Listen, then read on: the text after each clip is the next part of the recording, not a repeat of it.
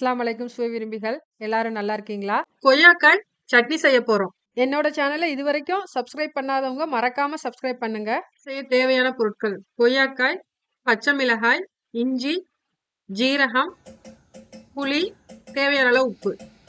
கொய்யாக்காய் 3 எடுத்து அதை தந்தூரி பண்ற கம்பியில குத்தி அடுப்புல வச்சு நல்லா வாட்டி எடுத்துடுறேன். வாட்டின கொய்யாக்காவை நல்லா ஆற வச்சிருங்க.